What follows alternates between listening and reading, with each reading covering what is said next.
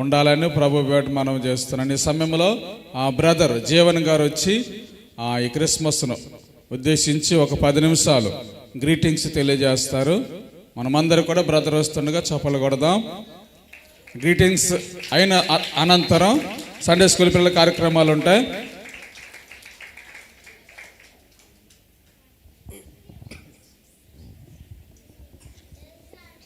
Hello, దేవుని పరిశుద్ధమైన నామములో ఈ స్థలములో సజీవులుగా మనందరినీ ఉంచిన దేవాతి దేవునికి వందనాలు తెలియజేస్తున్నాను. రెండవదిగా ఈ స్థలానికి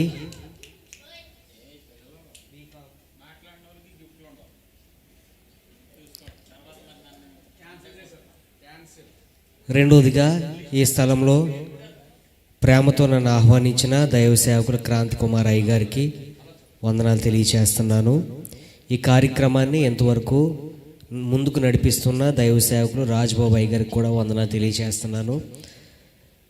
అలాగే ఇక్కడ కూర్చొని ఇంతవరకు పాటలు పాడి దేవుని నామాన్ని గణపరిచిన సంఘబిడ్డలైన మీ అందరికీ వందనాలు తెలియజేస్తున్నాను. నేను 10 నిమిషాల్లో ఈ గ్రీటింగ్స్ను ముగిస్తానండి. ఈరోజు మనం ఏర్పాటు చేసుకుని మనం ఆరాధిస్తున్న దేవుని పేరు యేసు ప్రభువారు అని మనకందరికీ తెలుసు. ఏం పేరండి ఆయన పేరు చెప్పండి? యేసు ప్రభువారు. మనం ఇప్పుడు ఇంతవరకు ఈ క్రిస్మస్ ఆరాధనలో పాటల ద్వారా ఆరాధన చేయించున్న ఈ దేవుడు యేసు ప్రభువారు మనం విన్నాం కదా. ఈయన ప్రపంచంలో ఎన్ని దేశాలైతే ఉన్నాయో ప్రియులారా, అన్ని దేశాలలో ఈ డిసెంబర్ నెలంతా కూడా చాలా ఉత్సవాలు జరుగుతాయి ఈ క్రిస్మస్ దినాన్ని పురస్కరించుకొని. అయితే నాదొక ప్రశ్న ఏంటంటే, నేను చదువుకునే రోజుల్లో నేను వేసుకున్న ప్రశ్న ఏంటంటే, లోకంలో చాలా గొప్ప వాళ్ళు పుట్టారు, చాలా గనులు పుట్టారు, ప్రపంచాన్ని ఏలిన చక్రవర్తులు పుట్టారు. చరిత్ర గ్రంథాన్ని మనం పరిశీలిస్తే మీకు ఉదాహరణకి కొన్ని విషయాలు చెప్తాను చూడండి. గౌతమ్ బుద్ధుడు చదువుకునే పిల్లలకు తెలిసి ఉంటుంది. గౌతమ్ బుద్ధుడు క్రీస్తుకు రాక పూర్వం, యేసుప్రభువు జన్మించక పూర్వం 500 సంవత్సరాల్లో పుట్టిన వ్యక్తి. ఆయన బౌద్ధ మతాన్ని స్థాపించి ప్రపంచంలో చాలా మంచి విషయాలు చెప్పారు. ఆయన తర్వాత అలెగ్జాండర్ ది గ్రేట్ అనే ఒక గొప్ప గ్రీకు రాజు ఉన్నారు, అలెగ్జాండర్ ది గ్రేట్. ఆయన కూడా తన కత్తి చేత, తన యుద్ధ బలం చేత, తన సైన్యం చేత, రాజు అనే అధికారంతో ప్రియులారా ప్రపంచాన్ని జయించిన గొప్ప చక్రవర్తి అలెగ్జాండర్ ది గ్రేట్. యేసు ప్రభుకు ముందు పుట్టిన వాళ్ళు వీళ్ళంతా. యేసు ప్రభు తర్వాత పుట్టిన వాళ్ళు కూడా ఇద్దరు జ్ఞాపకం చేస్తాను చూడండి. శివాజీ మహారాజ్ అని చరిత్ర గ్రంథంలో మనకు తెలిసి ఉంటుంది. శివాజీ మహారాజ్ గారు ఆయన ఒక ముస్లిం కమ్యూనిటీకి చెందిన వ్యక్తి. ముస్లిం యొక్క ఆ జాతిలో పుట్టి ఆయన కూడా ప్రపంచాన్ని, భారతదేశాన్ని బాగానే పరిపాలించారు. ఆయన చాలా గొప్పవాడు, పుస్తకాల్లో మనకు కనబడుతుంది. ఆ తర్వాత ఇంకొంచెం మనం 1815, 1900 ఈ సంవత్సర కాలం మధ్యలోకి వచ్చేటప్పటికి ది గ్రేట్ స్వామి వివేకానంద అనే ఒక ఆయన ఉంటారు. ఆయన కూడా ప్రపంచంలో చాలా గొప్ప ఒక రెవల్యూషన్ తీసుకొచ్చిన వ్యక్తి. ఇలా గనులైన వారు, గొప్ప వాళ్ళు అయిన వారు చాలామంది ఈ భూమి మీద పుట్టారు. వారి వారి కాలంలో వారు బాగా ఫేమస్ అయ్యారు, బాగా ప్రఖ్యాతి చెందారు, మరణించారు. మరణించిన తర్వాత అందరికీ వీళ్ళు తెలియలేదు. ఇప్పుడు మనం చెప్పుకున్న అలెగ్జాండర్ ది గ్రేట్ కానీ, శివాజీ గారు కానీ, స్వామి వివేకానంద గారు కానీ, గౌతమ్ బుద్ధుడు కానీ, వీళ్ళందరూ వారి వారి కాలంలో వచ్చి ప్రఖ్యాతి చెంది పేరు ప్రతిష్టలు సంపాదించుకుని వాళ్ళు చనిపోయిన తర్వాత ఎవరో కూడా మొత్తం ప్రపంచమంతా తరాలు గడిచిపోతున్నా, క్షణాలు గడిచిపోతున్నా, సంవత్సరాలు దొరికిపోతున్నా ఒకే రీతిగా గుర్తున్న వ్యక్తి ఎవరో కూడా లేదు. అయితే ఈరోజు యేసు ప్రభు మనం ఆరాధిస్తున్న ఈయన ప్రపంచంలోనే ఈయనకు చాలా ఫాలోయింగ్ ఉంది. ప్రపంచంలో యేసు ప్రభు వారిని అనుసరించే వాళ్ళు చాలామంది ఉన్నారు. ఇక్కడ నా ప్రశ్న ఏంటంటే, ఎందుకు అందరూ ఈయన ఫాలో అవుతున్నారు? ప్రపంచంలో ఇన్ని కోట్ల మంది, దాదాపు ఇప్పుడు ప్రపంచ జనాభా 800 కోట్లు ఉంది మనం లెక్కలు పరిశీలిస్తే. ఈ 800 కోట్ల మందిలో చాలామంది యేసు ప్రభు వారిని అనుసరించే వాళ్ళు ఉన్నారు. వీళ్ళందరూ ఏం చూశారు ఆయనలో? ఆయన ఒక మనిషి అనుకుంటే ఎంతమంది ఎందుకు ఆయన్ని, ఆయన కంటే మరి మనిషిగా బ్రతికి గొప్ప కార్యాలు చేసిన వాళ్ళు చాలామంది ఉన్నారు. మరి వాళ్ళు ఎందుకు యేసు ప్రభులాగా అంత ముందడుగుల్లోనికి రాలేకపోయారు అని మనం ఆలోచిస్తే ప్రియులారా, యేసు ప్రభువారు ఆయన మనిషి మాత్రమే కాదు, యేసు ప్రభువారు దేవుడై ఉన్నాడు. చెప్పండి ఏంటి? దేవుడై ఉన్నాడు. ఈ యేసు ప్రభువారి దేవుడు అని అంటున్నాం కదా, ఈయన ఒక ప్రత్యేకమైన దేవుడు అనమాట. చెప్పండి, ఏ దేవుడు చెప్పండి? ఒక ప్రత్యేకమైన దేవుడు. మీకు ఒక విషయం చెప్పి నేను ముగిస్తే, ఎలా ప్రత్యేకమైన దేవుడు అని మీరు చెప్తున్నారు అని నన్ను ప్రశ్నిస్తే, నేను యేసు ప్రభువారు బ్రతికున్నప్పుడు నేను పుట్టలేదు, ఆయన ఏం చేశారో నేను చూడలేదు. అయితే ఒకటే, నా జీవితంలో జరిగిన ఒక కార్యాన్ని చెప్పి నేను ముగిస్తాను. ఏమండి, మీరు ఎలా క్రిస్మస్కి వచ్చారో ఇప్పుడు నేను అలా ప్రార్థనలకు వెళ్తుండేవాడిని యేసు ప్రభు తెలియలేనప్పుడు. ఆ ప్రార్థనలకు వెళ్తున్న సమయంలో నేను కీబోర్డ్ ఇప్పుడు వాయిస్తున్నాను కదా, అప్పుడు వాయించేవాడిని. యేసు ప్రభు అంటే అందరిలా ఆయన కూడా ఆరాధనకు యోగ్యుడు అందరిలాగే అనుకున్నాను నేను. ఇలా కీబోర్డ్ వాయిస్తున్న సమయంలో మీలాగే క్రిస్మస్కి వెళ్ళేవాడిని, మీటింగ్స్కి వెళ్ళేవాడిని.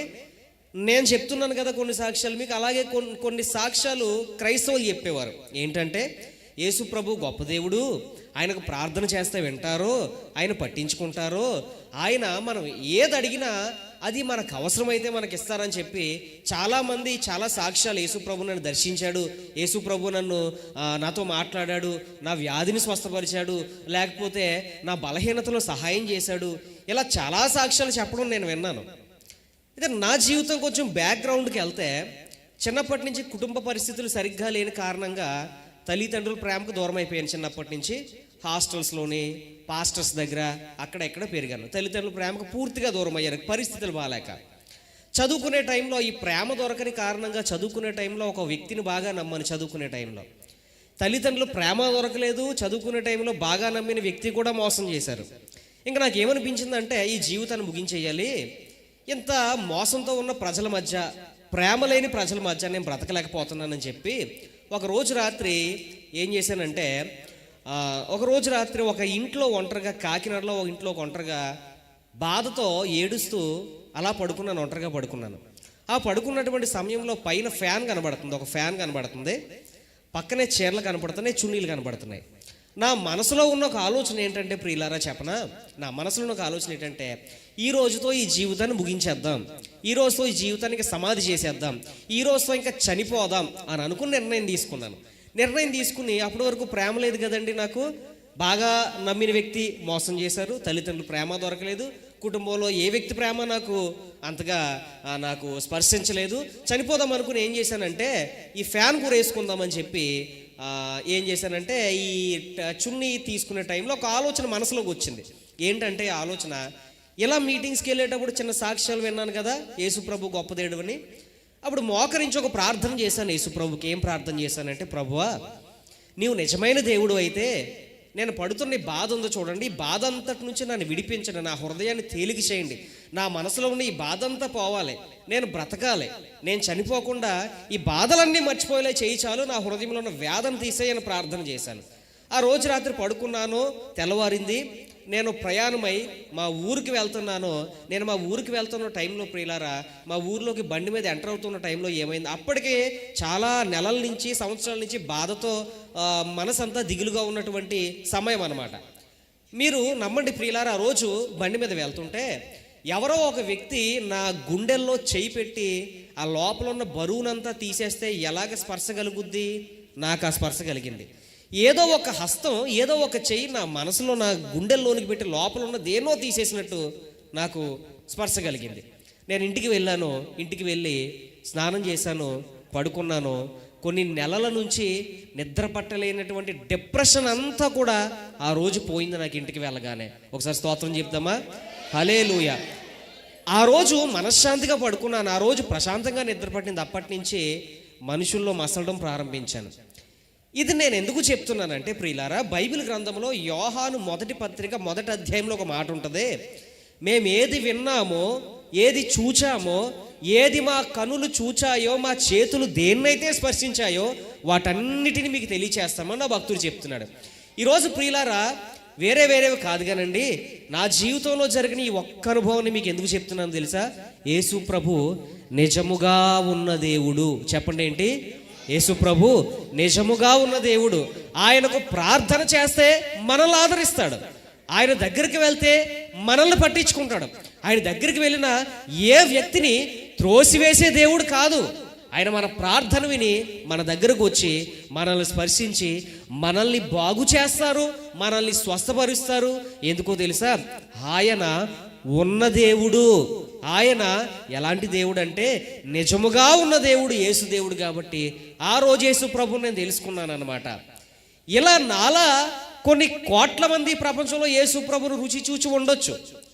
నాలా యేసు ప్రభుని చాలామంది వారి జీవితాల్లో యేసు ప్రభు యొక్క కార్యాలు అనుభవించవచ్చు. నేను అనుకుంటాను అందుకేనేమో ప్రపంచంలో యేసు ప్రభుకి ఎంత గొప్ప ఫాలోయింగ్, ఎంత పేరు ప్రఖ్యాతులు, ఎంతమంది ఫాలోవర్స్ ఎందుకున్నారని నాకు అనిపించిందంటే, నన్ను బాగు చేసిన దేవుడే నాలాంటి కొన్ని కోట్ల మందికి దారి చూపించి నిజముగా ఆయన ఉన్నాడని నిరూపించుకుంటాడని చెప్పి ఈ మాటలు మీ అందరికీ తెలియచేస్తున్నాను.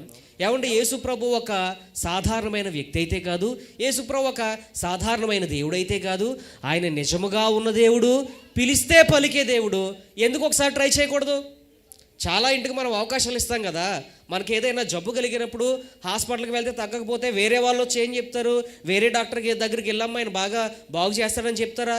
ఈరోజు అదే చెప్తున్నాం నేను కూడా మీకు. ఏం చెప్తున్నామంటే యేసు ప్రభు నిజముగా ఉన్న దేవుడు, పిలిస్తే పలికే దేవుడు, ప్రార్థన వినే దేవుడని మేము అనుభవిస్తున్నటువంటి ఈ రక్షణ భాగ్యాన్ని మీకు కూడా పరిచయం చేయాలని ఒక గొప్ప వైద్యుడను, ఏ వైద్యుడంటే ఆత్మలను బాగు చేసే వైద్యుడును మీకు ప్రకటిస్తున్నాం ప్రియులారా. యేసు ప్రభు నిజంగా ఉన్న దేవుడు, ఆయన పిలిస్తే పలికే దేవుడు. అందుకే ఈ క్రిస్మస్ ఈ యేసు ప్రభువారిని జ్ఞాపకం చేసుకుని ప్రపంచం మొత్తం ఆరాధించుకుంటుంది. ఎందుకో తెలుసా? అందుకన్నమాట. కాబట్టి ఆయన గురించినటువంటి ఈ సంగతి మీకు తెలియచేయాలని, ఆయన ఎవరైతే ఆయన దగ్గరకు వస్తారో ఏమాత్రం త్రోసివేయకుండా మీ దగ్గరకు వస్తారని చెప్పి ఈ సభాముఖంగా మీ అందరికీ తెలియచేసుకుంటూ ఈ క్రిస్మస్లో ఈ కొద్ది మాటలు ప్రభు దీవించి ఆశీర్వదించునుగాక. Amen, amen. Thank you. సమయం ఇచ్చిన దైవజనులకు మరొకసారి వందనాలు తెలియజేసుకుంటున్నాను.